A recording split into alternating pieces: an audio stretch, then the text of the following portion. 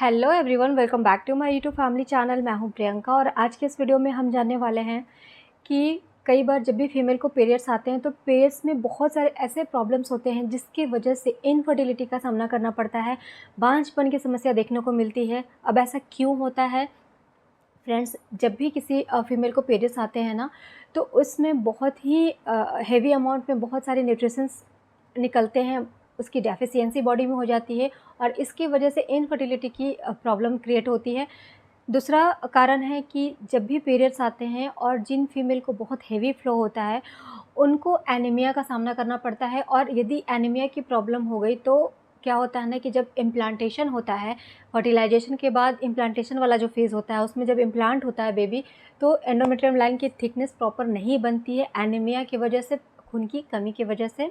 और third, PMS यानी कि पीरियड्स आने के पहले को जो सिम्टम्स होते हैं ना, जैसे कि बहुत सारी ऐसी फीमेल है जिनको पीरियड्स आने से पहले प्रेगनेंसी वाले सिम्टम फील होते हैं बट उन्हें प्रेगनेंसी कंसीव नहीं हुई रहती है।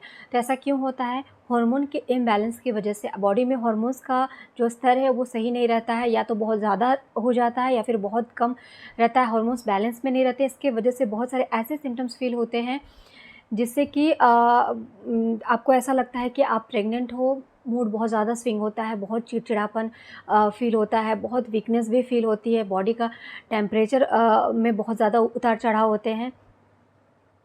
तो इन सारी प्रॉब्लम्स के लिए मैं कहीं बाहर की चीज़ों का इस्तेमाल करने को नहीं बोलूँगी।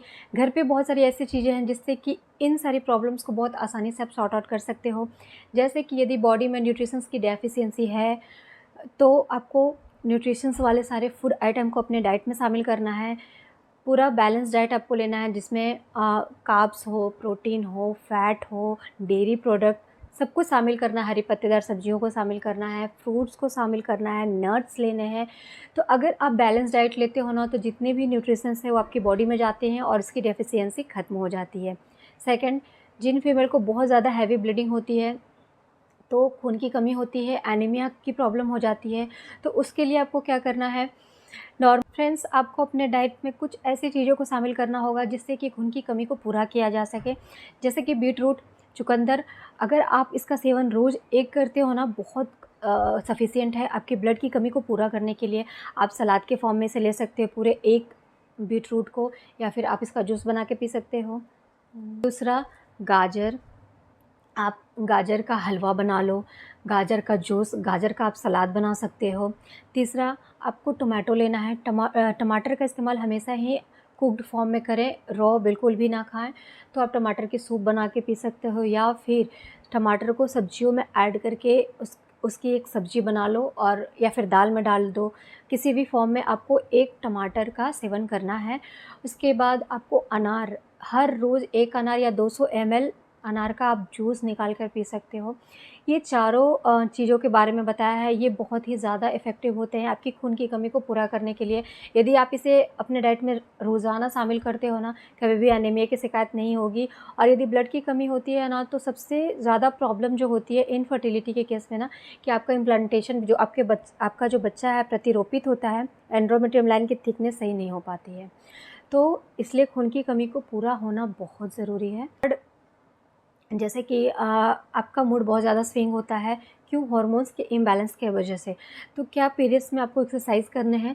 आपको एक्सरसाइज करने हैं, बट वैसे एक्सरसाइज नहीं करने हैं जिसमें बहुत ज़्यादा उछल कूद भाग दौड़ हो।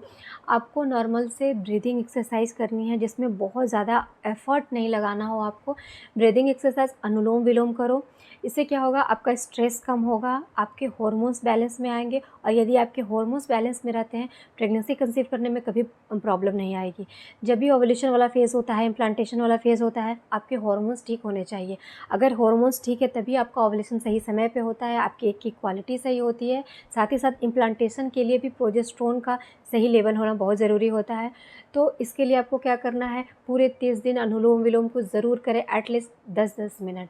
बस आपको ऐसी कोई भी एक्सरसाइज नहीं करने हैं जिसमें बहुत ज़्यादा एफर्ट लगाना पड़ रहा है आपको। जैसे कि कपालभाति आपको बिल्कुल भी पीरियड्स के टाइम पे नहीं करने हैं, ओनली ब्रीदिंग एक्सरसाइज।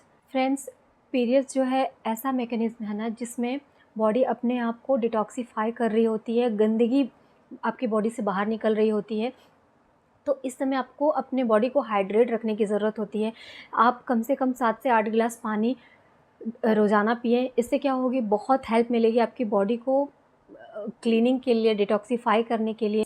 जिन फीमेल के पीरियड्स अगर खुलकर नहीं आते हैं, बहुत कम ब्लीडिंग होती है, 1 या 2 दिन में उनके पीरियड्स ख़त्म हो जाते हैं, तो उनके लिए भी प्रॉब्लम वाली बात है, क्योंकि आपकी बॉडी में हीट नहीं प्रोड्यूस हो रहा है, और यदि हीट नहीं होगा तो फिर आपकी बॉडी डिटॉक्सिफ़ाई नहीं होगी।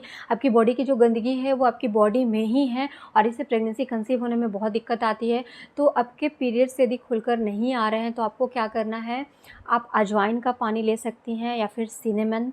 अगर पीसीओडी की प्रॉब्लम है, हार्मोनल इम्बैलेंस है, तो सिनेमन एक गरम मसाला है जो कि थोड़ा हीट प्रोड्यूस करता है बॉडी को, तो आप सिनेमन का भी सेवन कर सकती हैं।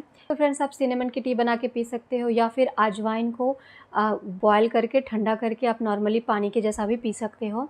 इससे क्या होगा कि आपके पीरियड्स यदि कम आ रहे हैं तो वो खुलकर आएंगे, और पीरियड्स का खुलकर आना बहुत ज़रूरी होता है। सेकंड, जिनके पीरियड्स बहुत ज़्यादा हेवी आ रहे हैं, क्योंकि अगर बहुत ज़्यादा ब्लीडिंग होती है तो एनीमिया हो जाती है और बहुत ज़्यादा ब्लड की कमी होती है। तो अगर बहुत हेवी ब्लीडिंग हो रही है तो उसमें आपको क्या करना है, सौंफ का इस्तेमाल करना है, क्योंकि सौंफ क्या करती है, आपकी बॉडी को कूल करती है। अगर आपकी बॉडी में बहुत ज़्यादा हीट प्रोड्यूस हो रहा है, तभी बहुत हेवी अमाउंट में ब्लीडिंग होती है, तो इसके लिए सौंफ बहुत सही है बॉडी को कूल करने के लिए। सौंफ के बारे में डिटेल में मैंने वीडियो ऑलरेडी बनाया हुआ है, आप उसे जाके देख सकते हैं। या फिर सौंफ को आप 1 चम्मच जस्ट खाना खाने के बाद चबाकर खा सकते हो। सौंफ का शरबत बना के पी सकते हो, उसको ग्राइंड करके पाउडर बना के आप सलाद के ऊपर ले सकते हो, आपको जैसे ठीक लगता है, पर 1 चम्मच सौंफ का सेवन ज़रूर करें यदि आपको बहुत ज़्यादा हेवी ब्लीडिंग हो रही है।